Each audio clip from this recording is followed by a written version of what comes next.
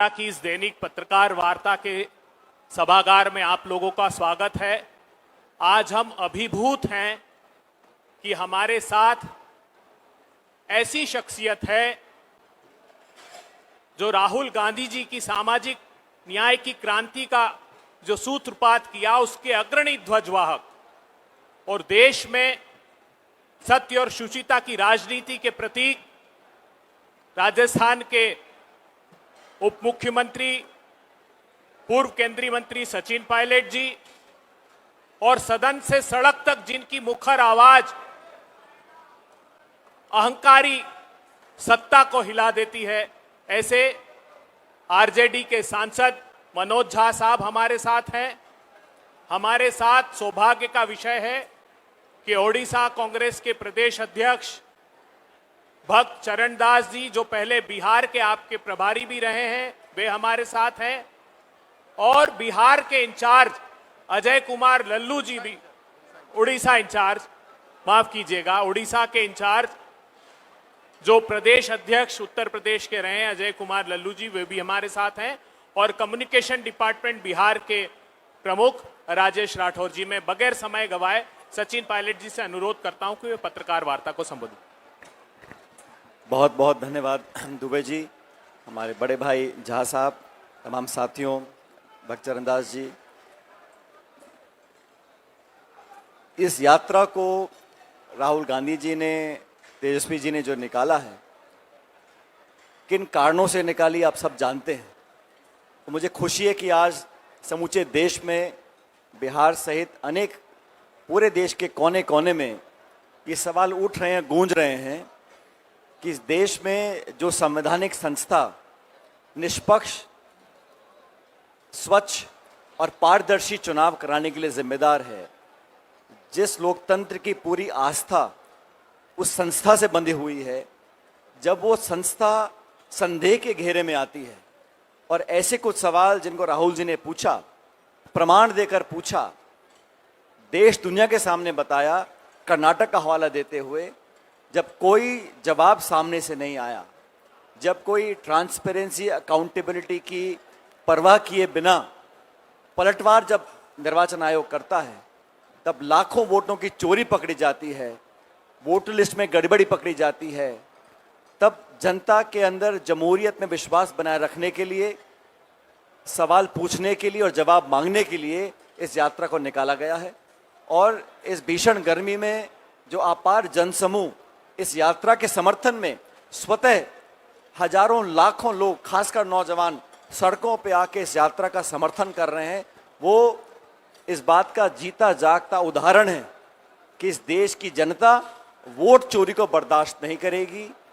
Voter list से, SIR के नाम से कुछ और हवाला देकर जानबूझकर टारगेटेड लोगों की वोट काटना और टारगेटेड वोट जोड़ना, अनेक उदाहरण ऐसे हमने भी दिए, राहुल जी ने स्पष्ट करके बहुत से उदाहरण जनता के बीच प्रस्तुत किए। लेकिन दुर्भाग्यपूर्ण है, सबसे पहली बात, मुख्य निर्वाचन आयोग की जो चयन प्रक्रिया है उसमें प्रधानमंत्री, नेता प्रतिपक्ष और चीफ जस्टिस थे। बिना वजह उस प्रणाली को बदलकर प्रधानमंत्री, गृह मंत्री और नेता प्रतिपक्ष, ताकि 2-1 के बहुमत से जिसको भी आप चाहो मुख्य निर्वाचन आयोग आप बना सकते हो। किसने डिमांड रखी थी, क्या कारण थे, किस कोर्ट का आदेश था? पहली बात, निर्वाचन आयोग ने वोटर लिस्ट में जो गड़बड़ियां करी और उसके बाद सीसीटीवी फुटेज को नष्ट करने का जो निर्णय लिया, वो किसकी दलील थी, किस मतदाता ने मांग रखी थी? आप वोटर लिस्ट पार्टीज को नहीं देंगे, और जब सुप्रीम कोर्ट ने आदेशित किया निर्वाचन आयोग कि कांग्रेस पार्टी को वोटर लिस्ट दीजिएगा, उसी दिन अपने नियम बदलकर कहा कि हम बाध्य नहीं है, हम वोटर लिस्ट नहीं देंगे। आप वोटर लिस्ट देना नहीं चाहते, आप सीसीटीवी फुटेज जो है कैमरा की वो नष्ट करना चाहते हो, आप जवाब देना नहीं चाहते, उल्टा आप हल्फनामा मांग रहे हो। अगर निर्वाचन आयोग राहुल जी के कथन पर जांच करता और निष्पक्ष जांच के बाद बोलता हमें कुछ नहीं मिला, मैं बात मानता था, जांच करने को तैयार नहीं, लाखों लाख लोगों को वोट से वंचित रखने की अगर कोई तैयारी कर रहा है, तो वोट के अधिकार के लिए, इस देश में लोकतांत्रिक प्रणाली को स्थिर रखने के लिए और इस देश की जो निर्वाचन आयोग वाली संस्था है उस संवैधानिक संस्था को नीतिगत तरीके से जो खोखला करने का काम किया जा रहा है, उसके विरोध में तमाम हमारा गठबंधन आज सड़कों पर है। और मुझे खुशी है कि सारे हमारे गठबंधन के जो दल हैं, सिर्फ नेता नहीं, कार्यकर्ता भी कंधे से कंधा मिलाकर इस बिहार की सरकार और केंद्र की सरकार के खिलाफ मजबूती से डटे हुए हैं।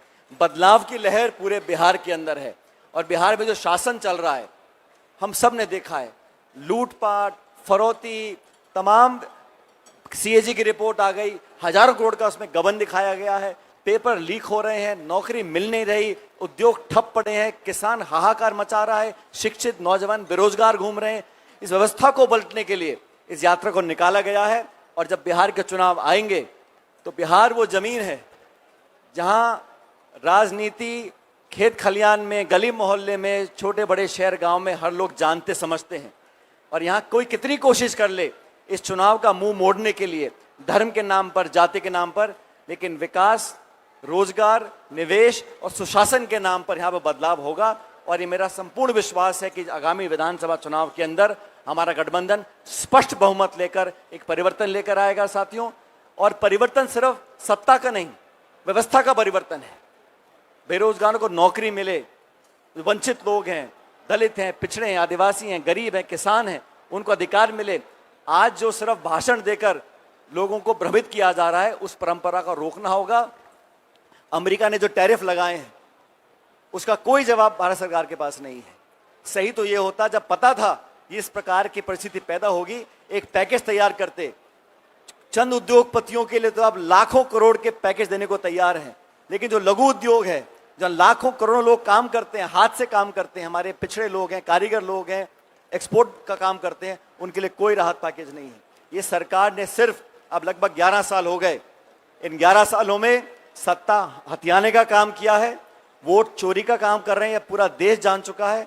और बिहार से एक उम्मीद लगी है, यहाँ पर जो जन समर्थन यात्रा को मिल रहा है, राहुल जी को, तेजस्वी जी को, उस समर्थन का मतलब यह है कि बिहार सहित पूरे देश के लोग समझ चुके हैं कि हमारे वोटों के साथ चोरी होने की संभावनाएं बहुत प्रबल हैं।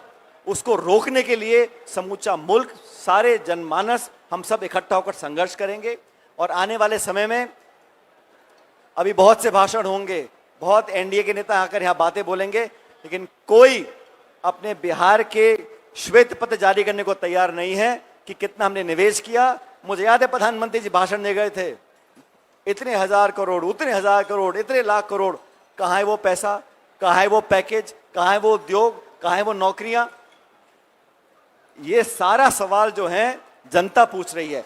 हम लोग विपक्ष में हैं, हमारा दायित्व है, जिम्मेदारी है और अधिकार है सवाल पूछने का, संसद के अंदर, विधानसभा के अंदर और सड़कों पर। और केंद्र राज्य सरकार के पास कोई जवाब नहीं है, इसलिए इस यात्रा को बहुत सफल हम लोग मान रहे हैं। कुछ दिनों में यात्रा का समापन होगा, लेकिन जो जन समर्थन मिला है, और सिर्फ बिहार में नहीं, आज आप सबके माध्यम से पूरा देश देख रहा है, जिस मजबूती से राहुल गांधी जी ने इस बीड़ा को उठाया है, हम सब, पूरा देश उनके साथ है। और अंत में सत्य की जीत होगी, वोटों की चोरी बंद करनी पड़ेगी, निर्वाचन आयोग को जवाब देना पड़ेगा। और हम सवाल पूछते इलेक्शन कमीशन से, जवाब देती है बीजेपी, ये मैंने पहली बार देखा है। इस प्रकार की व्यवस्था लंबी चलने वाली नहीं है। और अंत में आज एक हिंसक वारदात हुई है प्रदेश कांग्रेस कमेटी के मुख्यालय पर। मैं समझता हूं ये बहुत निंदनीय है। इस प्रकार हिंसा का सहारा लेकर विपक्ष को डराने धमकाने का काम जो किया जा रहा है, वो कभी स्वीकार नहीं किया जाएगा। ये महात्मा गांधी की पार्टी, कांग्रेस पार्टी, और हमने हमेशा कहा है कि राजनीति में अभद्र भाषा का और हिंसा का कोई स्थान नहीं है। लेकिन जो घटनाक्रम हुआ आज पटना में, उसकी हम निंदा करते हैं, भर्त्सना करते हैं, और उम्मीद करता हूं कि सरकार अपनी नींद से जागेगी, इस प्रकार की घटनाओं को रोकेगी और दोषियों पर सख्त कार्रवाई करेगी।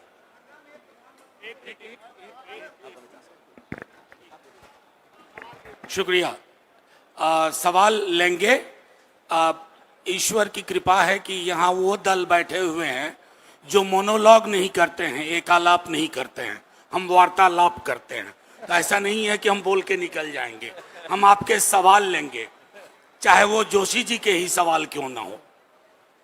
देखिए, सचिन भाई ने सारी बातें एक परिप्रेक्ष्य में रख दी, वैश्विक चिंताएं भी, और जो बिहार की आज की अद्यतन स्थिति है। साहब, ये यात्रा भले राहुल जी, तेजस्वी जी, महागठबंधन के नेताओं ने कंसीव किया हो, सोचा हो, लेकिन अब यात्रा जन यात्रा बन गई है।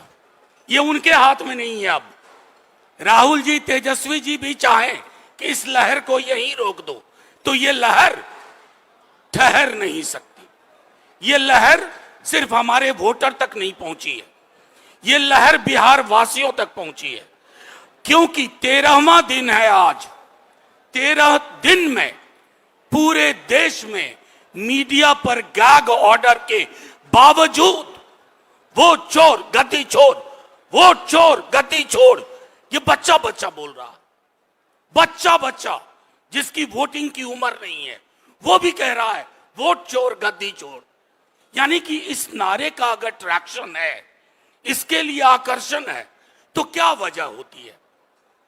सबसे मौलिक चीज है कि लोग बदलाव चाहते हैं, अंधेरे में रोशनी का सुराग चाहते हैं, लोग रोजगार चाहते हैं, लोग बदहाल स्वास्थ्य और शिक्षा व्यवस्था में खुशहाली देखना चाहते हैं, बेहतर देखना चाहते हैं। लेकिन आप उनके हाथ काट रहे हो। यह बदलाव मत से होता है, वोट से होता है, और आप ने वोटर ही डिलीट करना शुरू किया। आपसे कोई आंकड़ा मांगे, सचिन भाई को मैं बताऊं, तमाम लोग जानते हैं, हम सबसे पहले चुनाव आयोग के पास गए, पूरी टीम हाथ जोड़ा, ये अन्याय कर रहे हो, हंस के टाला, अहंकार वाली हंसी। इतनी सारी चीजें, आज मैं उस विस्तार में नहीं जाऊंगा। फिर हम सर्वोच्च न्यायालय गए। सर्वोच्च न्यायालय ने 2 दफे कहा कि आधार को दिशा निर्देश दिया कि आधार को लो। आपने आधार को निराधार डॉक्यूमेंट बना दिया। तीसरी बार लिखित ऑर्डर देना पड़ा सर्वोच्च न्यायालय को।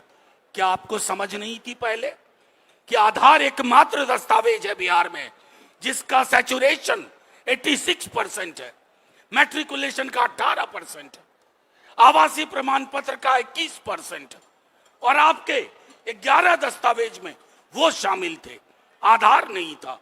मंशा क्या थी? मंशा थी गरीब, गुरबा, दलित, पिछड़ा, मुसलमान, उनको बेदखल करो। इस चुनाव की प्रक्रिया से, लोकतंत्र से गरीबों का बेदखल होने का मतलब है लोकतंत्र बीमार होता है। फिर एक दिन लोकतंत्र मर जाता है।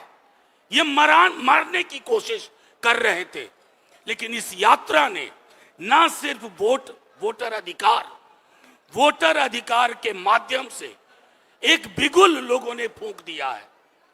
ये इनके हाथ में अब नहीं है कि ये चाहेंगे कि हम डिलीशन कर लें, इलेक्शन को ओमिट करने की कोशिश करें, इनसिग्निफिकेंट बना दें। अब लोग एक एक वोट पे पहरेदारी देंगे। पहरेदारी।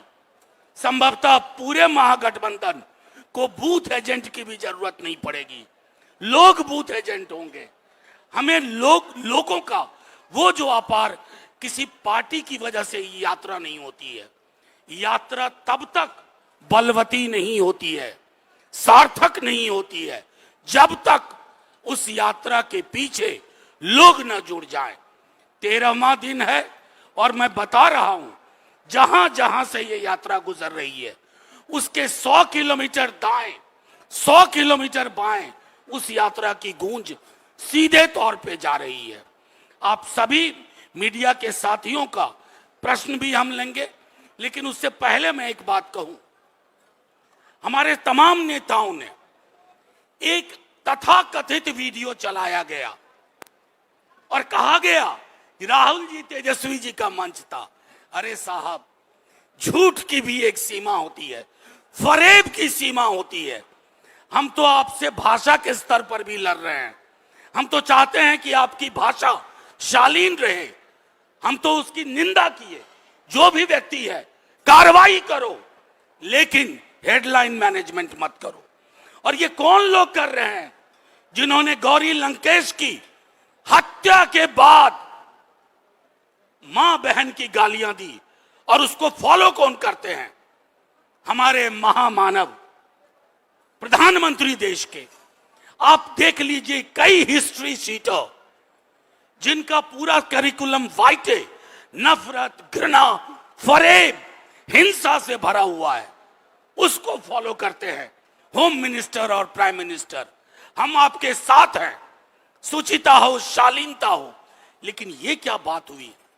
सदाकत आश्रम पर पथराव कर रहे हो, चरित्र दिखा रहे हैं आप अपना। आपके चरित्र में गोड से विद्यमान है, इसलिए गांधी की सोच वाले लोग गोली नहीं चलाओगे तो हमें पत्थर मारोगे। मैं अपनी बात यहीं समाप्त करता हूं। आप आजाद हैं, कोई भी सवाल पूछ सकते हैं। मैं आगे फिर बोलना है। सचिन सर से मेरा सवाल है ना? सचिन सर से मेरा सवाल है। उन्होंने कहा कि कांग्रेस के जो सदाकत आश्रम है वहां हमला हुआ, अभद्र भाषा का प्रयोग भी किया गया, अभद्र भाषा का भी प्रयोग किया गया। तो दरभंगा में भी प्रधानमंत्री नरेंद्र मोदी को गालियां दी गई राहुल गांधी के मंच से, तो क्या उसकी भी निंदा आप करेंगे? पहली बात, जैसा मनोज जी ने कहा, कांग्रेस पर आरोप लगाना सरासर गलत है, लेकिन किसी व्यक्ति ने भी अगर अभद्र भाषा का प्रयोग किया है तो मैं मानता हूं कि सभ्य राजनीति में उसकी कोई जगह नहीं है। मैं निंदा करता हूं, भर्त्सना करता हूं उस व्यक्ति की जिसने ऐसा कहा, उस पर कार्रवाई करें। लेकिन कांग्रेस को या गठबंधन को दोषी बनाकर इस पूरे मामले को मोड़ने का जो काम किया जा रहा है वो गलत है। और क्या गलत है? सदाकत आश्रम पे आप इस तरह अटैक करवाएंगे, हिंसा का सहारा लेकर आप क्या संदेश देना चाहते हैं? आप संवाद करें, चर्चा करें, राजनीतिक लड़ाई लड़ें, हम तैयार हैं, लेकिन हिंसा का सहारा लेकर आप क्या साबित करना चाहते हैं? मैं चाहूंगा इस पर कार्रवाई करें मुख्यमंत्री जी और केंद्र सरकार। अगर चुनाव के बीच इस प्रकार की कार्रवाई होगी तो क्या संदेश देना चाहते हैं आप? लोगों को डराना चाहते हैं? कोई सहम जाएंगे? यात्रा चलती रहेगी, बुलंदी से चलेगी और तमाम लोग जो गांधी में विश्वास रखते हैं, सच्चाई में विश्वास रखते हैं, वो संघर्ष करते रहेंगे। लेकिन आप कह रहे हैं अभद्र भाषा का प्रयोग अगर कोई भी करता है उसकी मैं निंदा करता हूं, भर्त्सना करता हूं। एक मिनट आपकी बात में, चूंकि उसको संदर्भ मैंने दे दिया था, मैं एक छोटी चीज जोड़ता हूं इसमें। हम सब ने तो कड़ी निंदा की, हमारे टॉप लीडरशिप से लेके नीचे तक किसी ने इसके पक्ष में कोई खड़ा नहीं हुआ। लेकिन 50 करोड़ की गर्लफ्रेंड, जर्सी गाय, कांग्रेस की विधवा, भैंस, मंगलसूत्र, मुजरा, ये किसके बोल थे? कितनी डिबेट हुई, कितनी चर्चा हुई? ये आईना देखने का भी वक्त है। शुक्रिया। सचिन जी क्या लगता है ये रिएक्शन है यात्रा का? जो भी कुछ पटना में हुआ है ये आपकी यात्रा का रिएक्शन है? ये गड़बड़ाहट है। आज राहुल गांधी जी और तेजस्वी जी ने जो यात्रा निकाली है, जो खबर सब देखते हैं, एक्नॉलेज करे ना करे, लेकिन जो जन समर्थन, जो रिस्पॉन्स और जो अपार भीड़ दिख रही है, कहीं ना कहीं उसे बैकफुट पर है एनडीए और भाजपा विशेष रूप से थोड़ा सहमे हुए हैं, इसलिए शायद भड़ास निकालने के लिए पत्थर फेंकवा रहे हैं हमारे कांग्रेस मुख्यालय पर। सर मैं उड़ीसा से हूँ। पिछले 13 दिन से ये यात्रा को नजदीक से देख रहा हूँ, लेकिन कल एनडीए से ये कैंपेन शुरू हुआ है कि अगर आज चुनाव होगा तो एनडीए 300 पार होगा। मुझे लग रहा है अभी अगले बिहार में चुनाव है, देश में चुनाव नहीं। आपको क्या लग रहा है कि ये मोदी शाह का डर है या अगले दिन में मिड टर्म चुनाव होने वाला है? ये मैं आपको सीधे तौर पे एक बात कह दूं, ये लोग बीच बीच में अपने एक गाना सुना होगा, ठहरे हुए पानी में कंकर न मार। तो जब जब इनको लगता है बहाव इनके खिलाफ जाता है तो वो जोशी जी सक्रिय हो जाते हैं। इनके जो जोशी जी हैं तो वो मूड ऑफ द नेशन करवाते हैं। Mood off the nation is clearly oust mister Modi, oust BJP. और आज अगर चुनाव हो जाए, काल्पनिक सवाल में नहीं जाना चाहिए, लेकिन आज अगर चुनाव हो जाए तो मैं समझता हूं कि मोदी जी को अपने लिए दूसरा विकल्प ढूंढना होगा। थैंक यू, शुक्रिया, सर, जय हिंद।